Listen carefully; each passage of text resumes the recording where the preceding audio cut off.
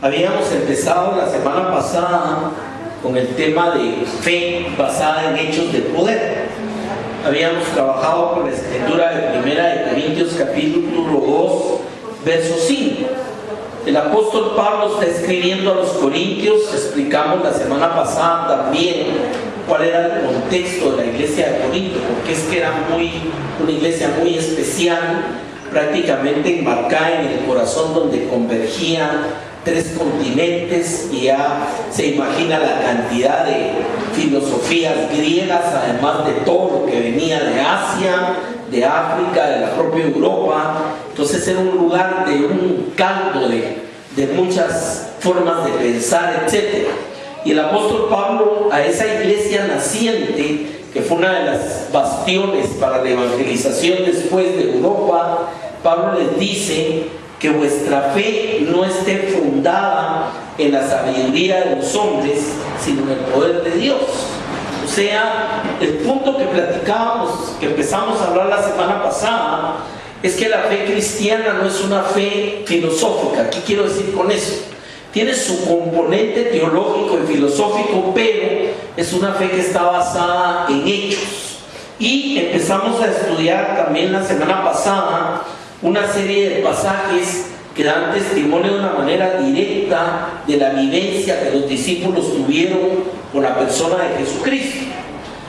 Juan nos dice en el capítulo 20, versos 30 y 31 de su evangelio, que Jesús hizo muchas otras señales en presencia de sus discípulos, las cuales no quedaron escritas, pero que las que se escribieron es para que creamos que Jesús es el Cristo, el Hijo de Dios, y que creyendo en Él tengamos vida eterna.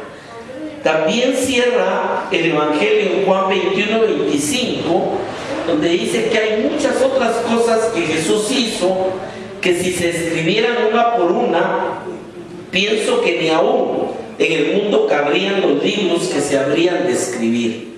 Habíamos platicado el inicio de esto, que los evangelios recogen la vivencia de Jesús durante sus 3 años y medio de ministerio. Ahí después viene el libro de los Hechos, que habla de la partida de él y el nacimiento de la iglesia. Pero el punto es que lógicamente no son exhaustivos de lo que hizo Jesús. Lo que Juan nos está explicando acá es que hubieron muchas cosas que Jesús hizo y que no quedaron registradas, pero que el objetivo de lo que quedó registrado es precisamente para alimentar la fe cristiana. Y que si se hubieran escrito todas las cosas que Jesús hizo, usa aquí una figura retórica que se llama hipérbole, dice que ni aún en el mundo cabrían los libros. Esa es una forma de dimensionar qué tantas cosas habían que hizo y que no quedaron escritas. Ahora, por otra parte, vimos también que cuando Lucas empieza su evangelio, empieza de esta manera, puesto que ya muchos han tratado de poner en orden la historia de las cosas que entre nosotros han sido ciertísimas. O sea, Lucas es un personaje muy especial, era un médico griego que asistió durante todo su ministerio a Pablo, no fue un discípulo directo durante el ministerio de Jesús, pero era un hombre que tenía la característica de ser un historiador. Entonces lo que hace es recopilar las cosas que habían pasado apenas hacían unos años, donde había empezado a nacer el cristianismo, y las ha puesto en orden.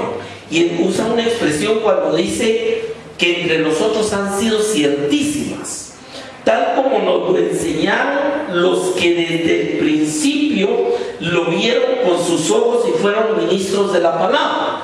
O sea que la pluma de Lucas recoge el testimonio de personas como Pedro, como Juan, como Jacobo, que habían tenido una vivencia directa con Jesús, y lo que trata es de poner en un orden de forma biográfica. De hecho, Lucas es el evangelio biográfico que encontramos en la palabra. Ahora, en primera de Juan nos dice también lo que hemos visto y oído, eso os anunciamos, para que también tengáis comunión con nosotros, y nuestra comunión verdaderamente es con el Padre y con su Hijo Jesucristo. Notemos que la autoridad de la forma como escriben estas personas es la autoridad de alguien que está narrando una vivencia inmediata de algo que pasó y que lo está recogiendo de los primeros testigos, o bien es el testimonio directo de quien lo vivió. Pablo, por su parte, escribiendo a los Corintios, les dice en 1 Corintios 15:5 en adelante, que Jesús se apareció a Cefas y después a los 12. Esto está hablando después de la resurrección, y que después apareció a más de 500 hermanos a la vez, de los cuales muchos viven aún y otros ya duermen. O sea, si algunos vivían, está hablando en un periodo en que todavía todas aquellas personas que habían sido testigos directos de cuando Jesús se fue, podían testificarlo de primera mano. Por eso Pablo dice, de ellos muchos todavía viven. Y otra cosa que es importante, está hablando acá de más de 500 hermanos. O sea, tampoco fue algo, la resurrección, que sucedió en un círculo cerrado de unos cuantos discípulos nada más, sino llegó a ser tal el testimonio de aquellos que le vieron resucitado, que Pablo se atreve a citar una cifra que va más allá de los 500 hermanos a la vez. Ahora, dice, después apareció a Jacobo, después a todos los apóstoles. Y viene Pablo y pone un sello también en esto cuando dice, y al último de todos, como a un abortivo, me apareció a mí. O sea, todos sabemos que Pablo no vivió directamente dentro del periodo del ministerio de Jesús, sino empezó, prácticamente nos aparece la primera vez como siendo uno de los siervos del Sanedrín, durante la época en que la iglesia empezó a propagarse y a crecer. O sea que sí fue un testigo directo del nacimiento de la iglesia, y después tuvo una comunión directa con Jesús. O sea, tuvo contacto con el Jesús resucitado desde el camino de Damasco. El punto acá, para resumir esto, que fue lo que vimos la semana pasada, es que podemos ver que todos los hechos están debidamente atestiguados, todo está recopilado, e incluso se habla claramente que lo que fue escrito precisamente para apoyar la creencia del cristiano para salvación, pero que no está registrado todo, porque no hubiera habido forma de poderlo registrar. Yo le comentaba la semana pasada lo emocionante que debe haber sido un día en la vida de Jesús. O sea, recordemos que cada vez que se levantaba había muchas cosas que sucedían a su alrededor, y prácticamente durante cada día de esos 3 años y medio de ministerio, prácticamente tuvo contacto con mucha gente, tuvo mucho testimonio de gente que recibió un milagro de manos de Jesús. Por eso habíamos empezado también a estudiar algunos de esos testimonios de poder. En Lucas capítulo 4, verso 40 dice, al ponerse el sol, todos los que tenían enfermos de diversas enfermedades los traían a él, y él, poniendo las manos sobre cada uno de ellos, los sanaba. También salían demonios de muchos, dando voces y diciendo, tú eres el Hijo de Dios. Pero él los reprendía y no los dejasen hablar, porque sabían que él era el Cristo. Aquí vemos dos facetas muy claras dentro del ministerio de Jesús. Dice que predicaba, sanaba, pero también colateralmente echaba fuera demonios, y había otra serie de elementos que vamos a ver a través de algunos pasajes. El punto que quiero ilustrar en esto es, o sea, el ministerio de Jesús fue un ministerio durante el tiempo que estuvo en la tierra, que tuvo tal presencia de Dios y tuvo tales manifestaciones, que es a lo que se refiere Juan cuando dice, si todo eso se escribiera no hubieran cabido los libros en el mundo. Pero durante su ministerio la gente viajaba kilómetros de kilómetros de las aldeas trayendo los enfermos a él, porque sabían que había poderes de sanidad. Precisamente el gran celo que se creó dentro de los fariseos y la religión de su tiempo es que les predicaba con poder y no como los otros. O sea, no era solo una palabra, una enseñanza, sino habían manifestaciones de poder. Y la gente lo sabía, y por eso dice la Escritura, en otra porción usa terminologías como se extendió su fama. ¿A qué se refería? La gente sabía quién era Jesús. La gente viajaba buscando a Jesús porque sabía que había una respuesta en sus problemas. Y había mucha gente con muchas situaciones. Platicábamos el caso, por ejemplo, de la mujer con 12 años de flujo de sangre, que decía en su corazón, si tan solo la tocare sería suficiente. Y ese era el tipo de fe que se venía desarrollando en la gente. Aquel siervo que le viene a pedir que vaya a sanar a su siervo que esté enfermo, el leproso que viene a pedirle que lo sane, el ciego que le grita que por favor lo atienda, todo este tipo de personas, el cobrador de impuestos que se sube al árbol. ¿Por qué era? Porque había poder en la vida de Jesús. O sea, el mismo Señor, cuando esta mujer lo toca, la mujer que estaba enferma, pregunta: ¿quién me ha tocado? Y le dicen los discípulos: Señor, ¿cómo tú preguntas eso si toda la gente te está, apretujando? O sea, donde iba pasando, todos querían estar cerca de él. ¿Qué pasaba? Que dice: yo sentí que salió poder de mí. O sea, no es solamente la proximidad, la cercanía, sino era la fe con que esta gente venía y miraba a Jesús. Ahora, todo esto, nos dice Juan, fue escrito, lo que quedó escrito es para que creamos en Jesús, el Hijo de Dios. Y aquí quiero hacer un comentario que es muy importante. Nótese que en todo este aspecto ministerial, Jesús nunca necesitó de intermediarios. No sé si me entiende lo que quiero decir.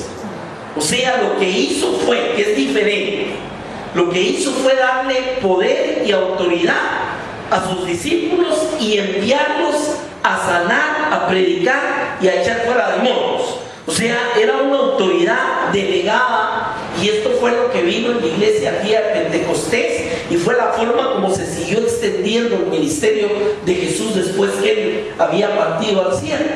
Pero en ningún momento necesitó de ayuda de intermediarios. O sea, era una comunión directa, y el día de hoy, a través de la oración, a través de la fe, la persona puede tener una comunión directa con Cristo. Por eso dice que Él es el camino abierto a través del Verbo a la presencia del Padre, y que por medio de Él podemos alcanzar el oportuno socorro. O sea, en otras palabras, todo ese poder que quedó registrado era para alimentar la fe a través de los siglos de la iglesia cristiana. Y déjeme decir, uno de los libros más perseguidos en toda la historia de la humanidad ha sido la Biblia, y una de las iglesias más perseguidas ha sido el cristianismo.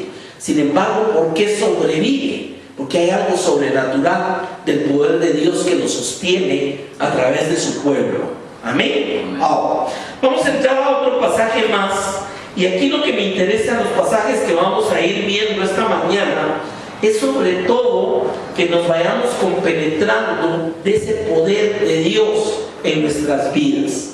Dice en Lucas 5:1: aconteció que estaba Jesús junto al lago de Genezaret, y el gentío se agolpaba sobre él para oír la palabra de Dios. Primero que nada, nótese que la gente quería oír la palabra a través de Jesús. Ahora, de todo el trasfondo histórico de la época donde vivió Jesús, sabemos que Israel era un pueblo muy religioso y que estaba muy fundamentado en toda la prédica de lo que era la Torá y todos los profetas. O sea, las dos grandes partes, la Torá y los profetas. Y que esto era leído todos los sábados en la sinagoga. O sea, no podemos hablar de personas que no conocían o no habían oído la palabra. Era parte de la estructura, porque recordemos que la iglesia, como fue fundado Israel, fue como una teocracia. O sea, donde todo se regulaba por el poder de Dios. Y claro, en este tiempo había habido una injerencia del dominio romano en lo social y en lo político, pero seguían guiándose por la palabra de Dios. Y Jesús vino con una forma de prédica que no solamente era una comunicación de conocimiento, sino traía poder. Y por eso la gente se agolpaba, dice, nótese la cuestión, lo apretujaban, venía la multitud, se extendió su fama, muchos venían de lejos.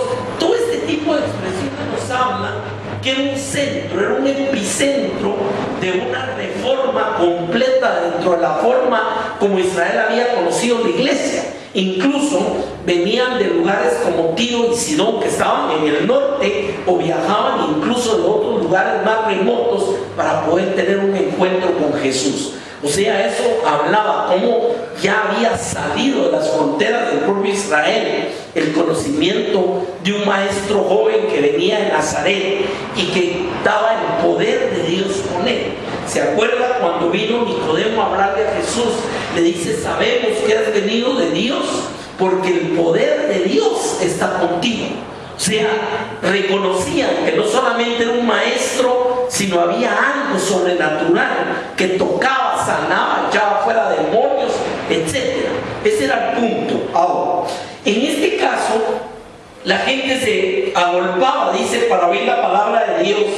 Y él vio dos barcas, esto es en el lago de Genesaret, que estaban cerca de la orilla, y los pescadores habían descendido de ellas y lavaban sus redes. Era normal pescar en la noche, porque en el día los peces se ahuyentan por la bulla y el sol, y era normal porque el tipo de redes que usaban, que no eran los materiales acrílicos de hoy, era normal que lavaran las redes para que no se pudrieran. O sea, las lavaban cuando terminaban y las ponían a secar para prepararlas para la próxima. O sea que todo tiene que ver con un procedimiento conocido. Y entrando en una de aquellas barcas, la cual era de Simón, le rogó que la apartase, y sentándose enseñaba desde la barca a la multitud. Cuando terminó de hablar, dijo a Simón, boga mar adentro y echad nuestras redes para pescar. Aquí hay un tema que es muy importante, ya lo he predicado en algunas oportunidades, pero lo quiero ver a la luz del poder de Dios, porque tiene una enseñanza primordial para nuestra vida cristiana. Pónganme atención, pues. Pedro y los que estaban con él, Juan, Jacobo, etcétera, Andrés, todos eran pescadores. Esta gente tenía este oficio generacional. O sea, las maneras de enseñar un oficio en el tiempo de Israel era que si el papá era carpintero, le enseñaba carpintería al hijo, y el hijo al hijo, y el hijo al hijo, y toda la generación eran carpinteros, porque no habían escuelas. No podía escoger, no, mire, yo no quiero ser carpintero, yo quiero ser marinero. No, cada quien tenía un tipo de enseñanza que era trasladada generacionalmente. El carpintero, el que cuidaba ovejas, la persona que hacía telas, el que era pescador, todos se criaban bajo ese tipo de líneas. Y estos hermanos, que era Pedro, Simón y Andrés, y otros como Juan y Jacobo, habían nacido en una ciudad que se llamaba Capernaum. Esta era una ciudad costera y prácticamente vivían de la pesca. Entonces, aquí quiero llegar con eso. Eran personas que conocían perfectamente el oficio de pescar, y de pescar en ese lugar. Sabían dónde ir a buscar, a qué hora, cuál era la técnica, todo. Y esa vez habían estado tratando de pescar. Dice que Simón le respondió, versículo 5, maestro, toda la noche hemos trabajado y nada hemos pescado. O sea que lo que le está diciendo es, con todo nuestro conocimiento, nuestra experiencia, con lo que nosotros sabemos que se debe hacer, ya lo hicimos todo y hoy no hubo pesca. Y era normal también. Habían días que los bancos de peces se movían y entonces no encontraban nada, regresaban con las redes vacías. Y eso había pasado en esta oportunidad. Ahora, Jesús, que no era pescador, ese es otro tema. Ellos reconocían que era alguien que estaba predicando la palabra de Dios, sabían que era un hijo de un carpintero que venía de otra tierra que estaba más arriba de Capernaum, que era Nazaret. Entonces viene y recibe una instrucción de alguien que supuestamente no es el mejor experto en eso. O sea, le dice, boga mar adentro, o sea, mete tu barca y echa tus redes para pescar. Había multitud de gente, era de día y ya no era propicio echar las redes. Además, hacerlo, si no lograban nada, significaba volver a lavar las redes y no era un trabajo fácil. Pero mire la respuesta de Pedro, hermano. Póngale mucha atención a eso. Maestro, toda la noche hemos estado trabajando y nada hemos pescado. Pero oye, más en tu palabra echaré la red.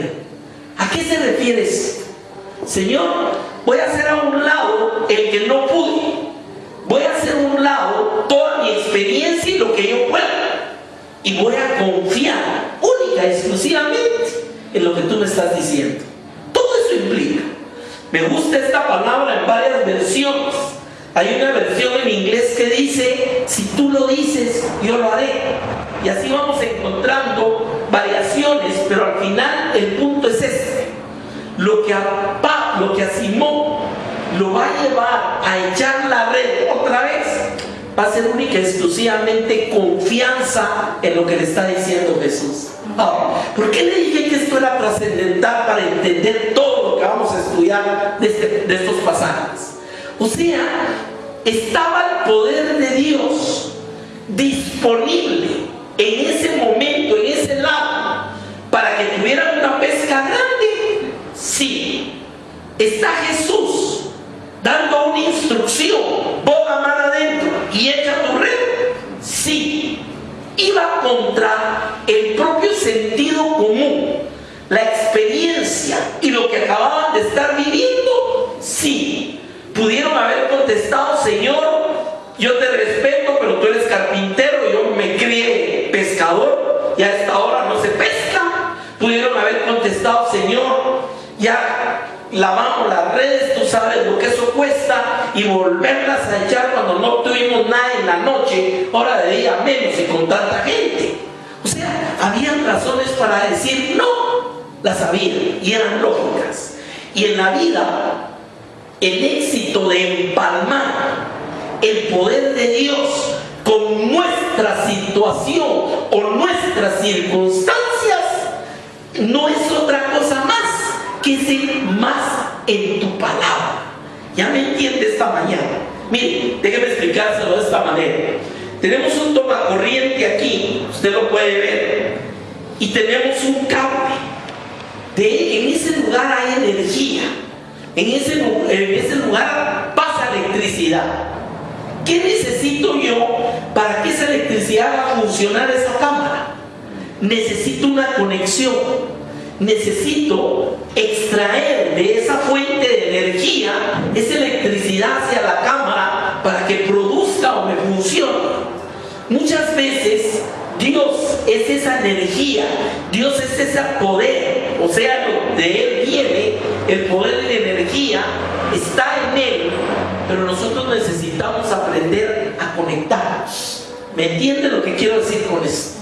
O sea, que ¿por qué a mucha gente no le funciona? Porque mucha gente dice, no, mire hermano, yo he probado y he hecho y vuelto y nunca pasa nada, porque no han logrado ese contacto. ¿Me entiende el punto de eso? Es más, si usted toca con un alambrito, con algo ahí, va a sentir la sensación de la energía que está en ese lugar.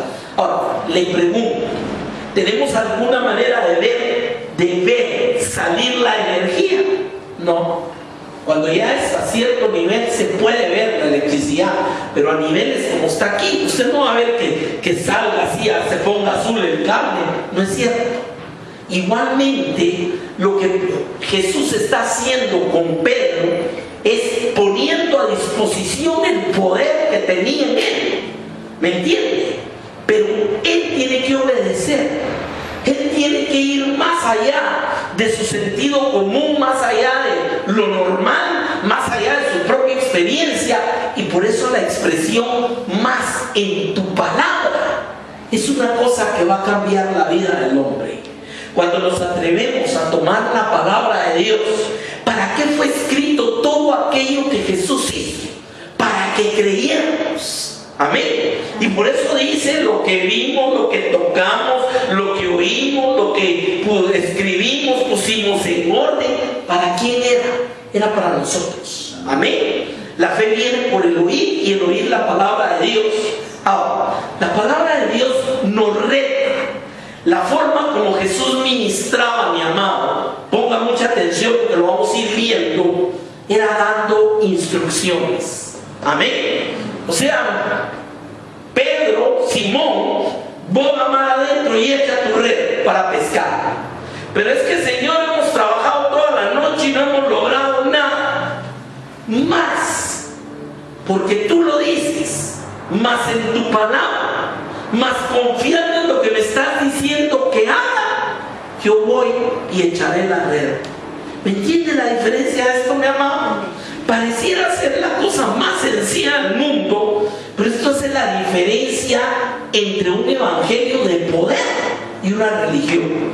En la religión hay mucha práctica y que ahora se sientan, se paran y hacen y bueno, pero con sus vidas muchas veces están vacías. ¿Por qué? Porque no hay un verdadero contacto con el poder de Dios. Ahora, es que Jesús se llevó ese poder cuando se fue al cielo y dijo: bueno, ahora vean cómo salen, yo ya me voy y me lo llevo. O dijo: recibiréis poder cuando venga sobre vosotros el Espíritu Santo y me seréis testigos. ¿Qué significa un testigo, hermano? Mire, yo creo. Un momento. Un testigo es alguien que dice: yo lo he vivido. ¿Entiende el punto de esto? Ahora, ¿qué pasó? Respondiendo, Simón le dijo: mas en tu palabra echaré la red. Aquí hay un elemento también. El primer punto es la aceptación, es el recibir lo que Jesús le dijo. O sea, me estás diciendo que vaya mar adentro y eche la red. O sea, lo recibe. En tu palabra lo voy a hacer. Pero el versículo 6 dice: y habiéndolo hecho. ¿Qué significa eso? Imagínense que hubiera dicho Simón: Señor, qué palabra linda me dijiste, que bogue mar adentro y eche mi red. No, y lo manda a escribir en un pergamino: el Señor me dijo que bogue mar adentro, y lo pone en la sala y a todos les cuenta que Jesús le habló y le dijo. Pero ¿qué pasa si no lo hacía? Hubiera habido un milagro. ¿Por qué dice la Escritura que no seamos solo oidores, sino hacedores? Amén. Es cuando Él ejecuta lo que Jesús le dijo. Dice la Escritura: habiéndolo hecho, encerraron gran cantidad de peces y su red se rompía. Imagínense qué pesca la que obtuvieron a través de ello. Ahora, ¿cuál fue miremos los elementos? Tenemos un hombre que conoce la pesca, que ha hecho su mejor esfuerzo, que tiene la instrumentación para lograr. Tiene su barca y tiene sus redes, ¿correcto? Pero que no ha logrado nada. No ha podido, no logró nada. Viene alguien que le dice una palabra muy sencilla: boga mar adentro y echa tus redes para pescar. Y aquí me voy a detener en esto, hermano. Le estás pidiendo algo de otro mundo. No, mira, si tú te vas de aquí, rodeas de aquí para Jerusalén y regresas y después te metes la cabeza en el agua y te estás ahí 5 minutos, entonces, o le está pidiendo algo sencillo, hermano. ¿Qué es lo que le está pidiendo? ¿Podía Simón hacer lo que Jesús le estaba diciendo que hiciera? Tenía en los medios, tenía el conocimiento de cómo echar la red. Lo que Jesús únicamente le está diciendo: mete tu barco y echa tus redes. Punto. Y déjeme decirle, ahí es donde la gente no entiende el poder de Dios. ¿Sabe por qué? Porque están esperando que les den unas instrucciones tipo álgebra, tipo lo que escribía Einstein, porque si no, no creen que Dios pueda obrar en sus vidas. Amén. Una de las cosas que tenemos que aprender de una manera especial para poder actuar con el poder de Dios es que sus instrucciones son directas, son sencillas y no te está pidiendo que hagas nada que no puedas hacer. Amén. Primer caso, tenía Jesús la autoridad, tenía el poder para hacer que esos peces convergieran a las redes de Simón. Sí, y eso no lo podía hacer el hombre. Es ahí donde viene la contraparte. Fíjese bien, tiene autoridad sobre los peces, ¿correcto? Tiene autoridad sobre toda situación, pero no lo va a hacer solo. Jesús no le dijo, a ver, voy a levantar las redes y las voy a llevar allá y los voy a traer por los ángeles. No, por eso la gente a veces no recibe el poder de Dios, porque están esperando que Dios lo haga todo. ¿Entiende el punto? Ahora, Dios le está pidiendo que haga una pequeña parte que Él puede hacer. Por eso, hermano, lo voy a aburrir, pero mi frasecita de toda la vida es esta: si usted no hace lo que usted puede hacer, no le pida a Dios que haga lo que usted no puede hacer. ¿Entiende el punto? Mucha gente se sienta a esperar un milagro. La gente que usted encuentra en los evangelios, que fue escrito para nuestra enseñanza, ¿fue gente que se sentó a esperar o fue gente que fue a buscar? ¿Qué es lo que encontramos en eso? ¿Qué dijo Jesús? Buscad y hallaréis, llamad y se os abrirá, pedid y se os dará. Pero note que en todo hay un verbo que es: haga usted, muévase, levántese, vaya. ¿Entiendo o no es cierto? Entonces mira, Simón, yo tengo poder, tengo autoridad sobre el océano y sobre los peces. Tú has estado pescando, tú tienes tu experiencia, tu capacidad. Bueno, pues te lo voy a pedir sencillo: mete el barco adentro y echa tus redes para pescar. Eso es todo lo que te pide. Y viene, y yo imagino una lucha en Simón.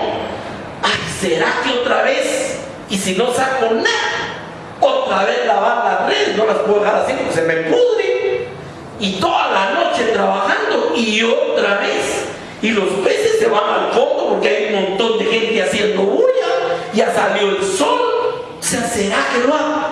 Pero yo creo que en ese momento, en esa decisión, Simón tomó la decisión más grande de su vida, que es la que usted debe tomar. ¿Y sabe cuál es?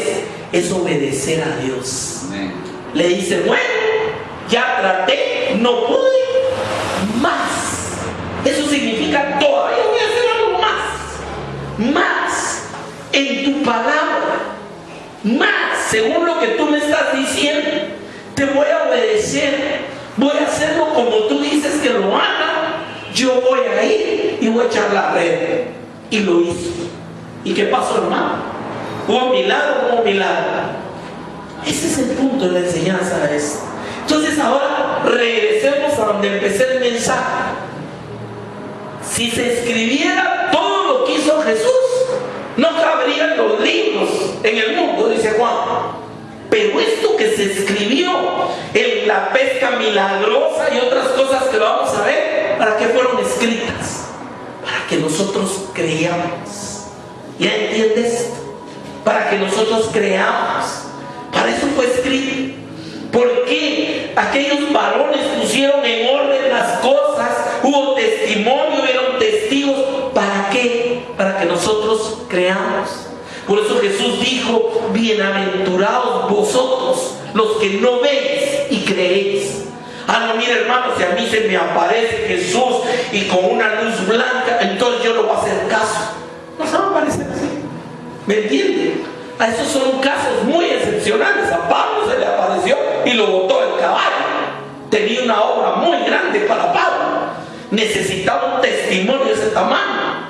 A los discípulos se les transfiguró en el monte y se apareció Moisés y Elías hablando con él, porque habían experiencias que tenían que ir por encima de cualquier cosa para que aquella gente en ningún momento dudara. ¿Me entiende el punto? Pero hermano, no es el método de Dios. Ah, no, mire, si a mí se me aparece Jesús así como se le apareció a Simón Pedro, y si se me aparece como se le apareció a Pablo, entonces yo sí voy a creer. ¿Será así la cosa, mi amor? Muchas veces la gente eso es lo que quiere, y déjeme decirle, voy a decir algo que es muy duro. Por eso se fabrican algo así para ver y creer. ¿Me entiende? Ahora, vamos a otro pasaje, hermano. Lucas 9:10. Perdón, no. Es Lucas 8:22. Aconteció un día que entró en una barca con sus discípulos y les dijo: pasemos al otro lado del lago, y partieron. Una de las figuras más maravillosas que Dios ha dejado en mi cabeza de haber visto es el lago de Nazaret, y tuvimos la oportunidad de navegar en él. Y le digo, por eso cuando uno lee esto cambia la perspectiva, que usted ya estuvo ahí, ya lo vio, ya lo vivió.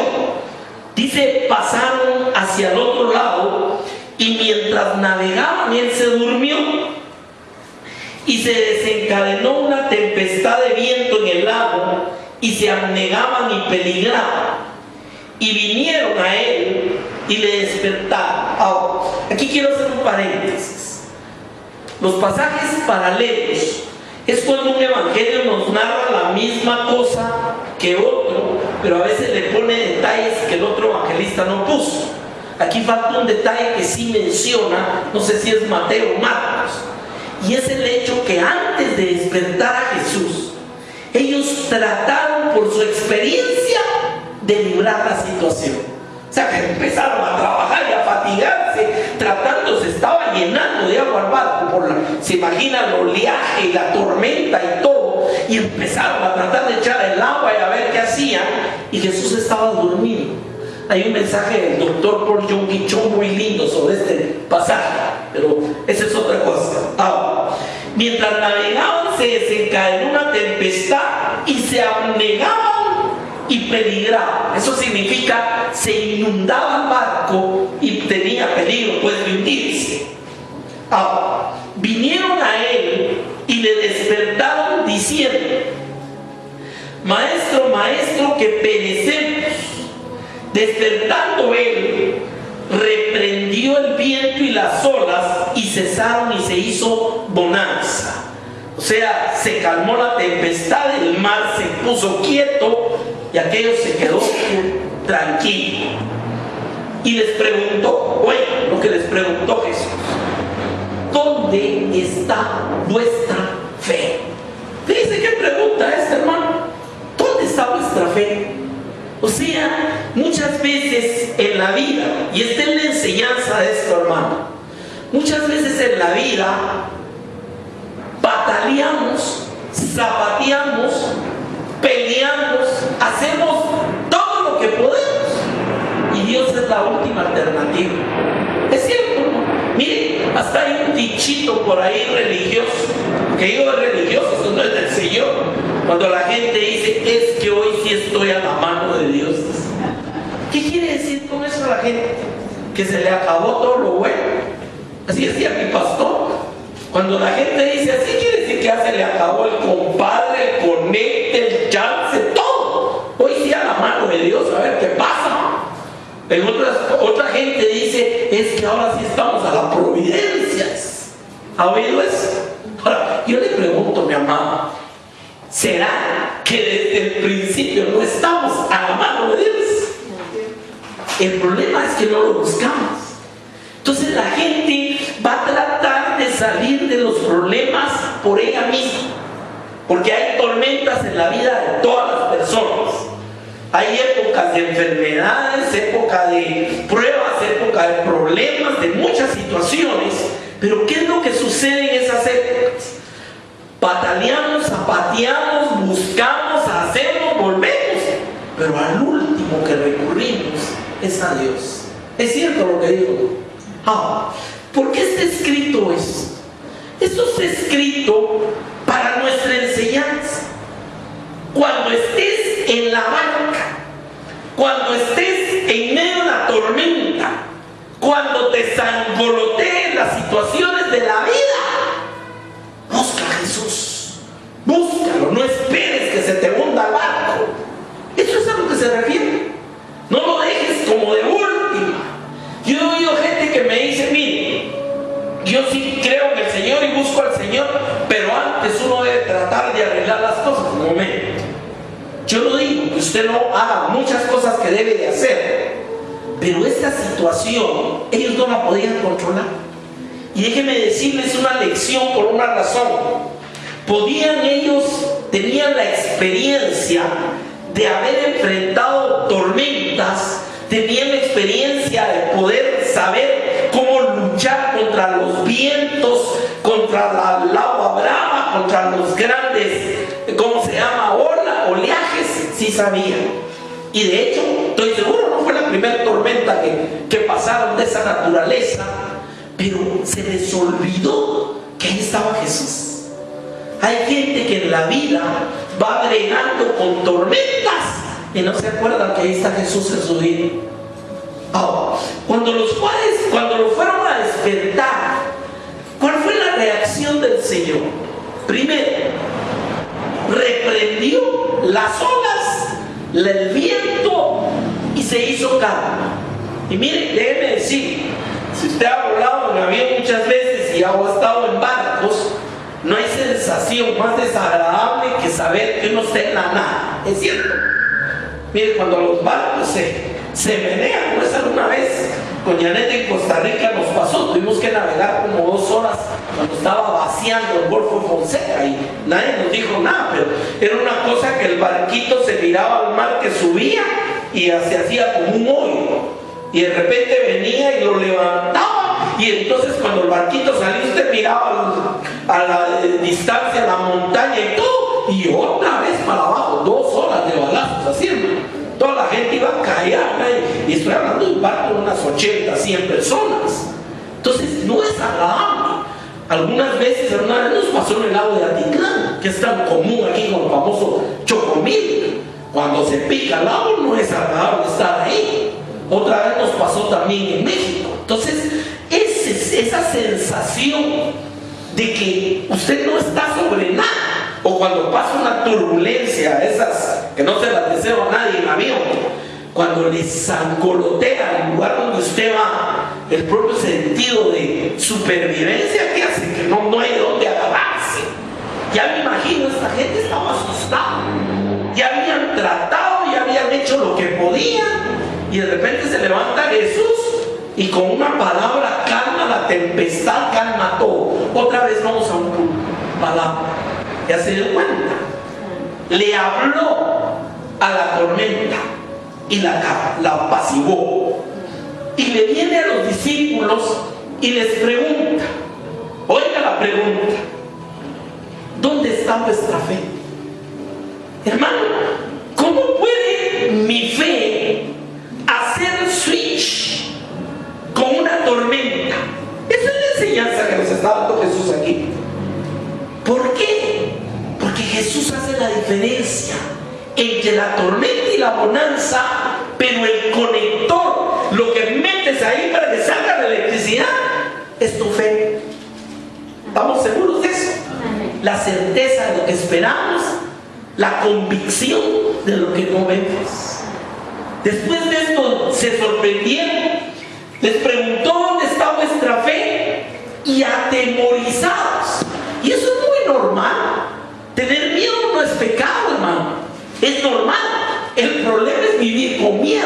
Eso es otra cosa. Vivir atemorizados ya no es normal, porque eso quiere decir que no confiamos en Dios.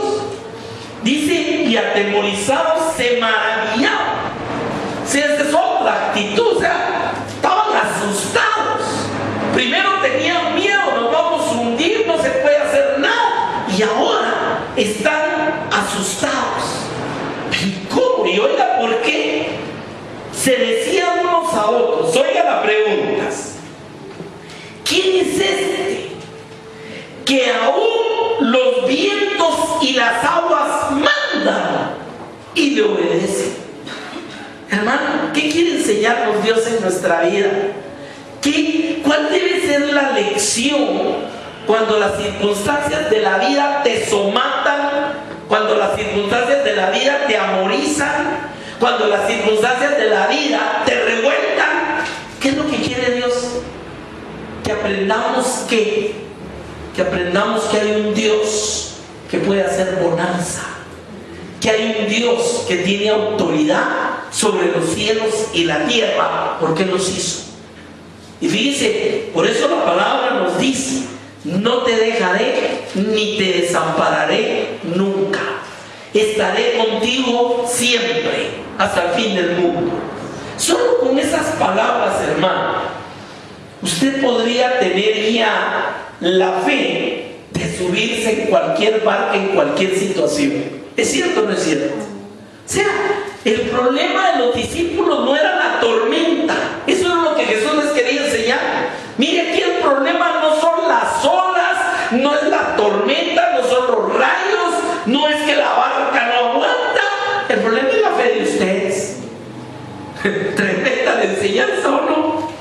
Por eso Pablo dice: para que vuestra fe no esté fundada en palabras y en sabiduría, sino en obras de poder. ¿Ya entiendes? Ahora, llevémoslo a una realidad. Hechos 27-28.